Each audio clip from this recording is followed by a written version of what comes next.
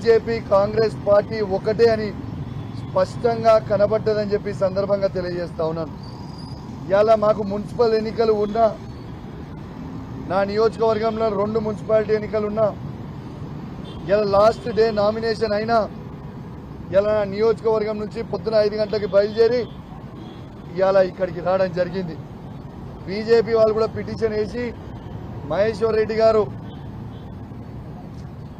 హాజరు కాకుండా మాకు మరొక డేట్ ఇవ్వండి, మరియు 18 తారీఖుకి మా డేట్ ఇవ్వండి అని వాళ్ళు పిటిషన్ వేసారు.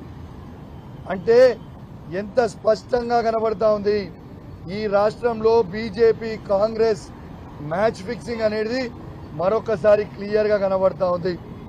ఎందుకంటే దానం నాగేందర్ గారి disqualification clear cut. BRS party MLA ఉండుకుంటూ కాంగ్రెస్ పార్టీ ఎంపీగా పోటీ చేయడం వల్ల క్లియర్ కట్ ఎవిడెన్స్ అయిపోయింది. కాబట్టి డిస్క్వాలిఫై కంపల్సరీ కావాల్సి వస్తుందని ఇలా టైం బై చేయడానికి ఇలా మళ్ళొక్కసారి బీజేపీ కాంగ్రెస్ పార్టీ ఒక్కటైందని చెప్పక తప్పదు. నేను నాతో పాటు మా న్యాయవాదులు ఇద్దరు మేమందరం కూడా రెడీగా ఆ డాక్యుమెంట్స్ అన్ని తీసుకొని పోయినాం లోపలికి ఇవాళ. కానీ మరొక్కసారి మీ అందరు కూడా చెప్తా ఉన్నాను, బీజేపీ కాంగ్రెస్ ఒకటే మరొక్కసారి స్పష్టంగా ఈ తెలంగాణ రాష్ట్రంలో ప్రూవ్ అయిందని చెప్పక తప్పదని చెప్పి ఈ సందర్భంగా మీ అందరు కూడా తెలియజేస్తా ఉన్నాను. దాంతోపాటు నిన్న నా మీద పోలీసు వాళ్ళు చేసిన అతి ఓవర్ యాక్షన్, ఇలా అతి ఓవర్ యాక్షన్ అంటే ఓవర్ యాక్షన్ కరీంనగర్ సిపి గారు, హుజరాబాద్ ఏసీపీ గారు, జమ్మికుంట రూరల్ సిఐ గారి మీద నేను ప్రివిలేజ్ మోషన్ మూవ్ చేయడం జరిగింది. స్పీకర్ గారికి ఈ ప్రివిలేజ్ మోషన్ ఇవ్వడం జరిగింది. చాలా పాజిటివ్గా స్పీకర్ గారు స్పందించిండ్రు, దాని మీద ఎండోర్స్ కూడా చేసిండ్రు. ఖచ్చితంగా దీన్ని వెంటనే ఫైల్ పుటప్ చేయండి, వారి మీద సీరియస్ యాక్షన్ ఉంటుంది అని స్పీకర్ గారు చాలా సానుకూలంగా స్పందించినని చెప్పి కూడా ఈ సందర్భంగా తెలియజేస్తా ఉన్నాను. ఎటు పరిస్థితిలో ఈ ఆఫీసర్లని వదిలిపెట్టే ప్రసక్తే లేదు. న్యాయం జరిగే వరకు వదిలిపెట్టగాక పెట్టను. మీరేదో మీరు ఆఫీసరు, మేము ప్రజాప్రతినిధులము, మీరు ఎంప్లాయీస్, మేము ప్రజాప్రతినిధులము. అంటే మాకు ప్రజలు ఓటేస్తే మేము ఎన్నికైనాం. దీన్ని ఎంత దారుణమైన పరిస్థితి అంటే చెప్పాలంటే చాలా బాధ అనిపిస్తూ ఉంది.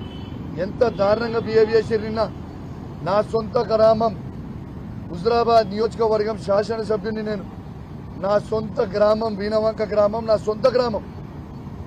సొంత గ్రామంలో సమ్మక్కని సారక్కని తల్లిని దర్శనం చేసుకుందామని నేను పోతే, నాతో పాటు నేను నా హుజరాబాద్ క్యాంప్ ఆఫీస్ నుంచి బయలుదేరినప్పుడు నాతో పాటు నా కార్యకర్తలు ఒక 30-35 మంది ముఖ్య నాయకులు, వాళ్ళకు కూడా దర్శనం కావాలి, మేము దర్శనం చేసుకుంటామని చెప్పి నాతోని వాళ్ళని తీసుకొని పోతుంటే మొత్తము పోలీస్ వ్యాన్లు అడ్డం పెట్టి మీరు పోవడానికి లేదు, మీరు ఆడ దర్శనం పోవడానికి లేదు, నువ్వు చేసుకోవద్దు అనేది నిన్న పోలీసు వాళ్ళు చాలా ఇబ్బంది పెట్టిండ్రు.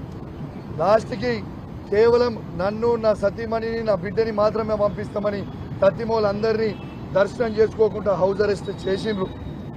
ఇలా దర్శనం చేసుకోవడానికి నేను అడిగి పోయిన తర్వాత, ఆ గద్దెల దగ్గరికి పోయిన తర్వాత సారక్క వచ్చింది, ఇంకొక అర్ధ గంటలో అయితే సమ్మక్క కూడా వస్తుంది. నేను వేడి చేస్తా ఉన్నా సమ్మక్క గద్దెల మీద. ఆ సమ్మక్క గద్దె మీద నేను వేడి చేస్తూ ఉంటే, నేను నా సతీమణి నా బిడ్డ వేడి చేస్తూ ఉంటే పోలీసు వాళ్ళు సిపి గారి డైరెక్షన్స్ మేరకు ఏసీపీ గారు, సిఐ గారు, అతను పోలీస్ ఆఫీసర్ అందరూ అతి ఓవర్ యాక్షన్ చేసి దేవుని గద్దె మీద నిలుచున్న నన్ను, నా బిడ్డని, నా భార్యని గొర్ర గుంజుకోపోయాను. ఇది కరెక్టేనా అని నేను అడుగుతా ఉన్నాను. ప్రజల్లారా ఒక్కసారి ఆలోచన చేయండి. సారక్క సమ్మక్క జాతర అంటేనే ఒక తల్లి బిడ్డల జాతర. అట్లాంటి తల్లి బిడ్డల జాతరలో మేము పోయినప్పుడు ఒక తల్లిని గొర్ర పోలీసు వాళ్ళు గుంజుకపోతుంటే, ఒక బిడ్డ ఏడుస్తా ఉన్నది. ఇది న్యాయమేనా అని నేను అడుగుతా ఉన్నాను. ఇది న్యాయమా అని నేను అడుగుతా ఉన్నాను. నేను బాధ్యత కలిగిన శాసనసభ్యుని ఆ నియోజకవర్గంలో దళిత మహిళ అయిన సర్పంచ్ అక్కడ ఇంత అహంకారం కొని ఒక ప్రైవేటు వ్యక్తికి ఇలా ముఖ్యమంత్రి రేవంత్ రెడ్డి గారి ఇన్స్ట్రక్షన్స్ మేరకు ఒక ప్రైవేటు వ్యక్తికి గన్మెన్ లెక్క వార్డు మెంబర్ కూడా గెలవని వ్యక్తికి గన్మెన్ లాగా సిపి గారు నిలవడం ఒక సిగ్గు చేటు అని చెప్పక తప్పదని చెప్పి సందర్భంగా తెలియజేస్తా ఉన్నాను. నా రక్తం మరుగుతుంది. ఎందుకంటే ఇలా పోలీస్ ఆఫీసర్లకి ఆ డ్రెస్ ఒక ఐపీఎస్ ఆఫీసర్ తతిమా ఆఫీసర్లు అందరూ కూడా ఏసీపీ కావచ్చు, సిఐ కావచ్చు, ఎస్ఐ కావచ్చు, ఇలా చదువుకున్న వ్యక్తులు మీ గౌరవానికి భంగం కల్పిస్తూ ఉన్నారు. ఇలా డ్రెస్కే ఇజ్జత్ పోతా ఉంది. మీరు చేయబట్టి ఇలా మీరు ఎస్కాటు పైలటు ఏమని ఇస్తే ఒక కేంద్ర మంత్రికి ఇయ్యండి, ఒక మంత్రికి ఇవ్వండి, ఒక ఎంపీకి ఇవ్వండి, ఒక ఎమ్మెల్యేకి ఇవ్వండి. అయినా వార్డు మెంబర్ కాని వ్యక్తికి కూడా గన్మెన్ లెక్క నిలుసొని నడవడం అనేది ఎంతవరకు కరెక్ట్ అని నేను అడుగుతా ఉన్నాను. అయినా సమ్మక్క సారక్క జాతరకి పోయే అధికారం నాకు లేదా? నేను దండం పెట్టుకునే అధికారం నాకు లేదా? ఒక దళిత మహిళని అవమానించే విధంగా ఇలా సిపి గారు, ఏసీపీ గారు, సిఐ గారు ప్రవర్తించారు. ఒక దళిత మహిళా సర్పంచ్ని ఇలా జుట్టు పట్టుకొని గొరగొర ఉంచుకోపోయారు. ఇది ఎంతవరకు కరెక్ట్ అని నేను అడుగుతా ఉన్నాను. అంటే దళితులు బాగుపడొద్దా? దళితులది పెద్దరికం ఉండొద్దా? ఇదే దళితులు ఆడ వచ్చి కొబ్బరికాయ కొట్టొద్దా? కొట్టి దేవునికి మొక్కొద్దా అని నేను అడుగుతా ఉన్నాను. ప్రజల్లారా ఆలోచన చేయండి. ఎంత దౌర్భాగ్యమైన పరిస్థితి నడుస్తూ ఉందో. రేవంత్ రెడ్డి గారు ఆ రోజు అన్నారు, రేవంత్ రెడ్డి గారిని గొర్రె గుంజుకపోయినారు. మరి ఇవాళ రేవంత్ రెడ్డి గారు మరి నువ్వు మీ అధికారులకి ఏం ఆదేశిస్తా ఉన్నావు అని చెప్తా ఉన్నాను. నేను గ్యారంటీగా చెప్తా ఉన్నాను, రేవంత్ రెడ్డి గారు కాసుకోండి. మీరు ఎంత హరాస్మెంట్ అని చేసినా నేను మిమ్మల్ని వదిలిపెట్టను, ఆ పోలీస్ ఆఫీసర్లను కూడా వదిలిపెట్టను. ఇది నా మాట అని చెప్పి ఈ సందర్భంగా మీ అందరు కూడా మీ ద్వారా వాళ్ళని హెచ్చరిస్తా ఉన్నాను. ఇలా నేను చెప్తా ఉన్నాను, ఈ ఓవర్ యాక్షన్ చేసిన పోలీసు వాళ్ళని ఖచ్చితంగా ఇలా ప్రివిలేజ్ మోషన్ మూవ్ చేసిన ఇలా మా మహిళా సర్పంచ్ గారు ఇలా పోలీస్ స్టేషన్లో ఎస్సీ ఎస్టీ కేసు ఇలా వాళ్ళ మీద పిటిషన్ సిపి గారి మీద, ఏసీపీ గారి మీద, సిఐ గారి మీద ఇవ్వడం జరిగింది. ఎంత దారుణం అంటే ఇలా మా సర్పంచ్ గారు కూడా ఆడ పిటిషన్ ఇవ్వనికపోతే రిసీవ్డ్ కాపీ ఇస్తలేరు. రిసీవ్డ్ కాపీ ఇదా మీ పరిస్థితి అని నేను అడుగుతా ఉన్నాను. ఇలా రిసీవ్డ్ కాపీ ఇస్తలేను. ఖచ్చితంగా చెప్తా ఉన్నా, రేపు ఎస్సీ కమిషన్ కూడా రేపు ఖచ్చితంగా దళిత మహిళను తీసుకొని పోతాం. ఇలా ఎస్సీ కమిషన్ పోతాం, రేపు హ్యూమన్ రైట్స్ కూడా పోతాం. ఖచ్చితంగా దీన్ని ఇచ్చిపెట్టే ప్రసక్తే ఉండదు. నేను ఒకటే అడుగుతా ఉన్నాను, నేను రాజకీయాల్లో ఉన్నా, నేను బాధ్యత కలిగిన శాసనసభ్యులుగా. నా భార్య బిడ్డ ఏమి చేసిండ్రని గొర్రెగించుకొచ్చిర్రు. నా బిడ్డ 14 ఏళ్ళ చిన్న పిల్ల దేవుని దగ్గరకు వచ్చి దర్శనం చేసుకుంటే గొర్రె గుంజితే నాకు చైన్ వస్తుంది, నాకు మొత్తం చేయి గుంజి వచ్చే పరిస్థితిలో ఉంది.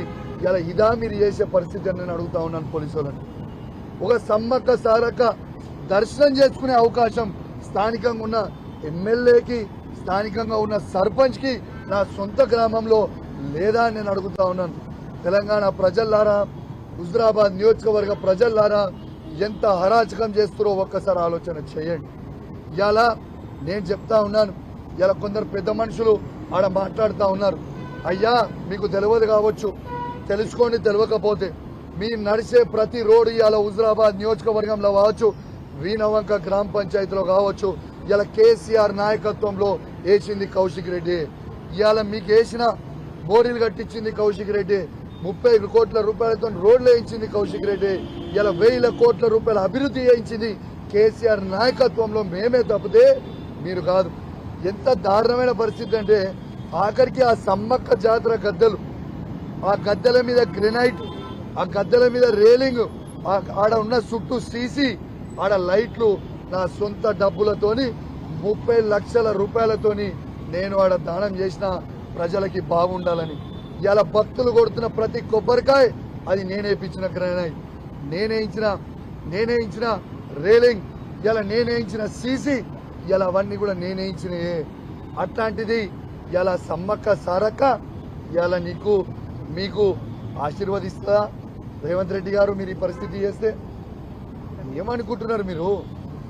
కానీ మీరు ఎన్ని చేసినా ఎన్ని ఇబ్బందులు పెట్టినా మీరు ప్రజలకు ఇచ్చిన 6 గ్యారెంటీల మీద ప్రశ్నిస్తూనే ఉంటాం, నిన్ను నిలదీస్తూనే ఉంటాం. బిడ్డ నిన్ను అసలే ఇష్టపెట్టాం, నువ్వు రాసి పెట్టుకో. నేను ప్రతి ఆఫీసర్ కూడా చెప్తున్నా, ఇవాళ ఓవర్ యాక్షన్ చేసిన ప్రతి 3 ఆఫీసర్లకు చెప్తున్నా, ఇవాళ బిడ్డ దినాలు లెక్క పెట్టుకోర్రి. ఈ రోజు నుంచి కరెక్ట్గా 3 ఏళ్లలో మా గవర్నమెంట్ వస్తుంది. తేకిస్తాం, ఏడున్నా తేకిస్తా, రాసి పెట్టుకోండి అని చెప్పి ఈ సందర్భంగా తెలియజేస్తున్నా. మీ సిపిఐ కావచ్చు, ఏసీపీఐ కావచ్చు, సిఏ కావచ్చు, తేకిస్తా, 7 చెర్ల నీళ్లు తాగిస్తా.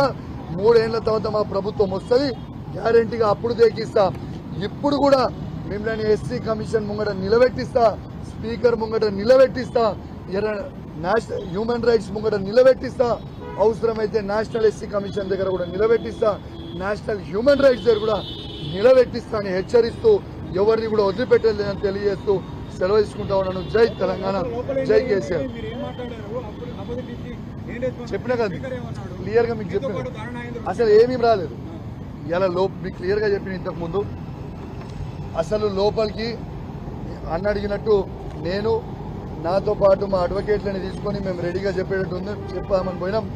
దానం నాగేందర్ గారు రాలేదు, ఇంతసేపు వెయిట్ చేసినాం, మాకు 10:30కి టైం ఇచ్చిండు. దానం నాగేందర్ గారు రాలేదు. బీజేపీ నుంచి కూడా వాళ్ళు కూడా వేసారు, బీజేపీ వాళ్ళు కూడా ఎవరు కూడా రాలేదు. వాళ్ళు ముందే ములాఖత్ అయిపోయారని క్లియర్గా చెప్పినా, వాళ్ళు ములాఖత్ అయ్యి అండర్స్టాండింగ్ చేసుకురు. కాంగ్రెస్ బీజేపీ ములాఖత్ అనేది వెరీ క్లియర్. ఎందుకంటే ఇటు నాగేందర్ గారు రాలేదు, అటు పిటిషనర్ వేసిన బీజేపీ తరఫు నుంచి మహేశ్వర్ రెడ్డి గారు రాలేదు. వాళ్ళు కూడా రాకుండా మేమైతే రెడీ ఉంటాం. ఇవాళ 18 తారీఖుకి వస్తామని సింపుల్గా స్పీకర్ గారు బయటకు వచ్చి ఇలా నేను దీన్ని అర్జెంట్ చేస్తున్నా, 18 తారీఖుకి మళ్ళా కూడా డేట్ ఇస్తున్నా అని చెప్పి డేట్ ఇచ్చి వాళ్ళు వేణు కేవలం ఫిబ్రవరి 6 నాడు అఫిడవిట్ వేయాలి. కాబట్టి ఇలా BJP Congress party match fixing చేసుకొని ఇలా పిలిచి ఆ పిటిషన్ వేద్దామనే ఒక ఉద్దేశంతో ఇలా బీజేపీ కాంగ్రెస్ మ్యాచ్ ఫిక్సింగ్ చేసిందనడం వెరీ క్లియర్ అని చెప్పి సందర్భంగా తెలియజేస్తాను. ఇప్పుడు మీకు ఒకటే చెప్తున్నా, కేసీఆర్ సార్ అంటే ఈ తెలంగాణ తెచ్చిన యోధుడు, తెలంగాణ తెచ్చిన హీరో కేసీఆర్ అనేటైనా